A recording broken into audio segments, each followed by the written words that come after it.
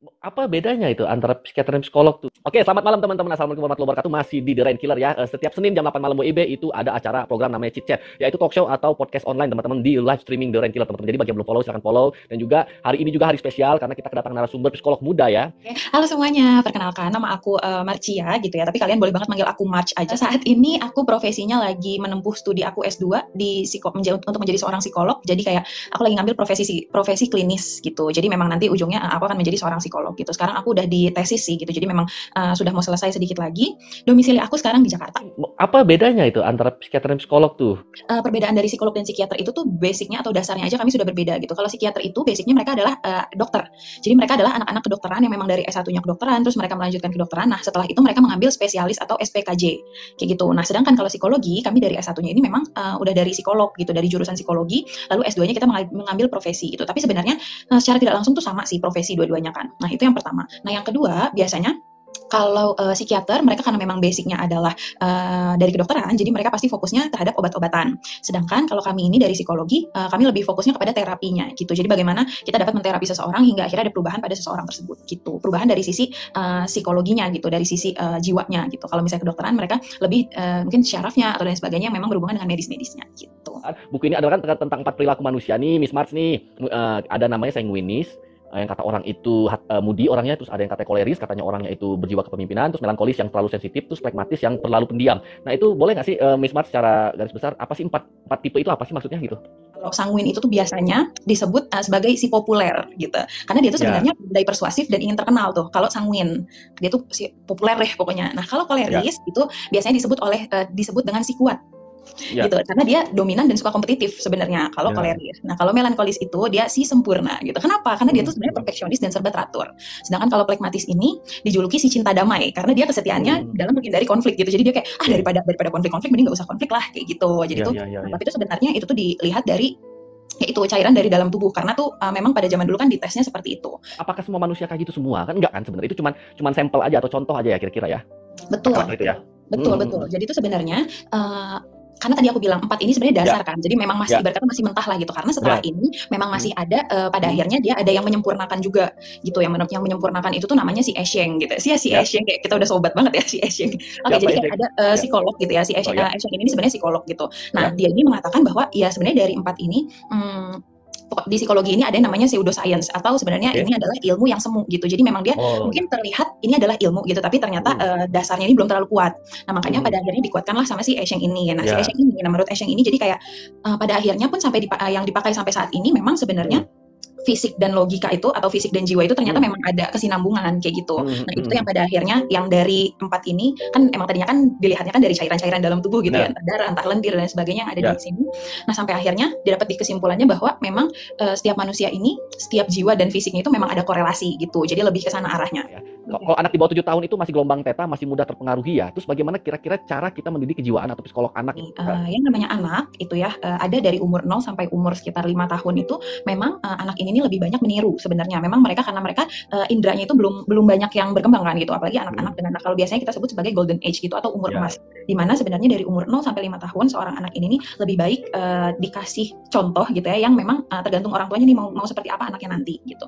Nah, setelah 5 tahun itu biasanya 5 sampai umur 11 tahun. Jadi kan sebenarnya range umur anak itu kan dari 0 sampai umur 11 tahun ya. Habis Ya. dari itu 11 sampai selebihnya itu ada remaja, terus ada dewasa Ya. awal, terus dewasa akhir dan lansia lah kurang lebih seperti itu. Oke. Nah, anak ini ketika dia sudah melewati umur 5 sampai 11 tahun ini mulai nih indra-indranya sudah mulai banyak bekerja gitu kayak anak ini Logikanya. sudah mulai bisa bertanya, terus logikanya juga sudah berjalan gitu. Jadi mereka lebih penasaran. Anak-anak yang biasa di umur segitu kan lagi banyak nanyanya gitu. Nah, Ya. jadi tuh membedakan tuh dua itu. Nah, sekarang pertanyaannya, kenapa anak zaman sekarang ini banyak banget yang pargoy dan lain sebagainya? Bisa jadi pada umur tersebut, karena gini ya, aku bukan menyalahkan satu Ya. pihak atau satu sisi gitu. Cuma Ya. ya balik lagi gitu kan, anak adalah bagaimana orang tua menginginkannya, bagaimana orang tua Hmm. mengajarkannya gitu ya. Jadi Benar. karena biasanya aku juga kalau megang klien gitu ya, klien anak yang pasti dilakukan terapi juga itu pasti Ya. orang tuanya juga gitu. Karena ya itu Benar-benar. anak itu adalah apa yang orang tua ajarkan gitu. Jadi Hmm. bisa jadi dalam umur 0 sampai 5 tahun ini si anak ini nih mungkin orang tuanya tidak terlalu memperhatikannya sehingga atau biasanya kan banyak banget anak zaman sekarang ketika dia lagi makan aja dikasih YouTube gitu loh dengan alasan kayak Ya, itu benar. biar dia tenang, biar dia anteng yang seperti itu gitu. Padahal Benar. sebenarnya dengan melihat YouTube aja tuh udah dari radiasi handphone dan lain sebagainya, sel-selnya itu kan memang sudah banyak yang bisa dibilang rusak gitulah ya gitu. Jadi Ya, terus kayak anak juga kehilangan fokus pada makanannya kayak gitu karena dia makan sambil menonton. Jadi kan fokus mereka kan terbagi seperti itu. Nah, itu tuh bisa juga dari situ. Nah, terus apakah apalagi harus dikerasin? Apakah harus dikerasin ketika dia mau minta handphone nggak dikasih atau bagaimana kira-kira? sebenarnya anak itu ngerti ekspresi gitu ya, ekspresi marah, ekspresi senang, sedih itu mereka mengerti, tapi mereka tidak bisa mengungkapkannya. Nah, orang tua ketika anak sedang menangis atau anak apa kalau misalnya orang tuanya malah marah, anak itu tuh jadi timbulnya rasa takut yang akan Ya, terekam sampai dia pada akhirnya tua, sampai akhirnya dia ya. pada akhirnya besar. Itu tuh akan menjadi Oke, memori dia ketika kecil, dia akan menjadi takut sama orang tuanya. Nah, oke. aku selalu bilang kayak jangan pernah marah di depan anak gitu. Kenapa? Karena Hmm. satu, itu akan masuk dalam memorinya. Kedua, itu akan membuat dia meniru hal tersebut. Jadi ketika dia merasa marah, dia akan marah-marah gitu. Nah, Ya, ketika memang anak melakukan salah, aku lebih suka bilang kayak ya udah ibu bapak coba dikasih tahu gitu, dikasih tahu dan kamu ini salah loh, yang benar tuh seperti ini gitu. Jadi kan itu adalah pelajaran untuk kognitifnya dia gitu kan. Oh oke, ternyata yang kulakukan ini tuh salah, tapi benarnya tuh ternyata kayak gini ya gitu. Nah tapi mungkin ada banyak orang tua yang memang menerapkan itu, cuma mungkin pada akhirnya nggak sabar kali ya. Jadi apalagi orang tua itu kan ada yang memang capek gitu kan, terus yang bikin ya. dia capek tiba-tiba anaknya marah-marah atau seperti apa gitu. Nah itu tuh secara nggak sadar memarahin yang kayak gitu. Makanya aku juga suka bilang ketika orang tua memang dia dari luar, di luar ini ada masalah dan sebagainya, sebelum pulang mending kalian tenangin diri dulu di luar. Jadi ketika kalian Oh, sudah mulai masuk ke ya. rumah, kalian sudah siap dengan keadaan anak di rumah, dengan rumahnya gitu. Jadi memang sudah lebih tenang.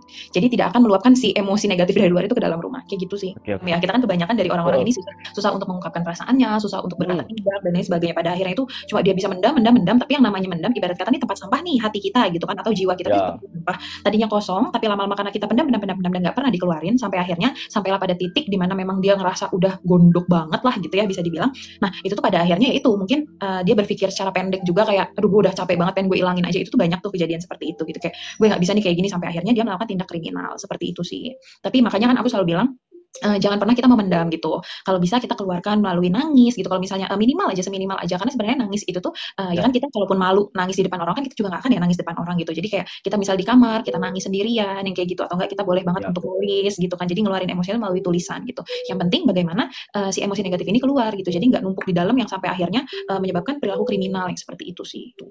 Iya, jadi harus wajib punya pelampiasan emosi negatif dengan hobi yang positif, teman-teman. Gitu. Jadi kalau setiap kita ngasih konsultasi, takutnya beban energi negatifnya pindah nggak ke si psikolog itu kira-kira?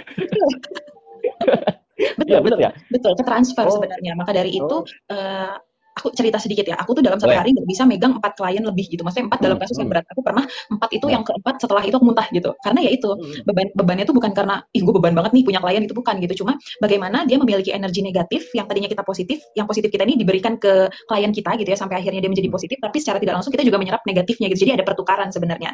Nah itulah kenapa, sebenarnya psikolog inilah yang lebih sering ke psikolog gitu.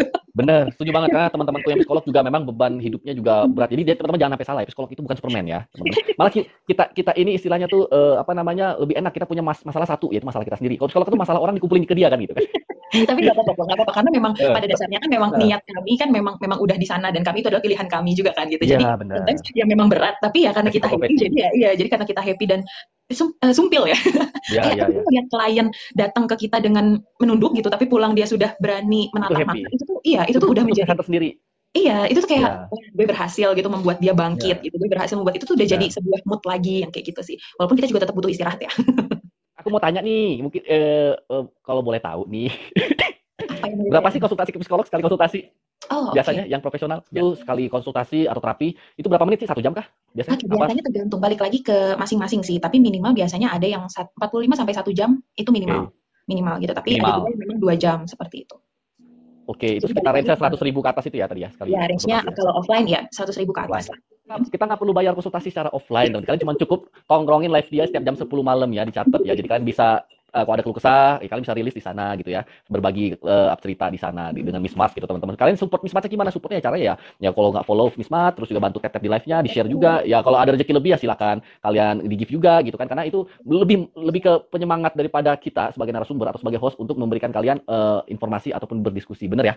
Gitu Betul, ya. betul. Bukan nilainya, tapi melainkan apresiasinya teman-teman Betul. gitu. Yang penting Kalau bisa misalnya ngobrol aja gitu. nah, terima kasih atas kehadiran bintang tamu atau narasumber kita kali ini, calon psikolog muda Miss Macia. Makasih banyak ya. Semoga sehat selalu. Makasih semua yang hadir. Makasih banyak. Ini aku pamit undur diri. Sampai ketemu lagi di lain kesempatan ya. Assalamualaikum warahmatullahi wabarakatuh. Waalaikumsalam warahmatullahi Dadah. wabarakatuh.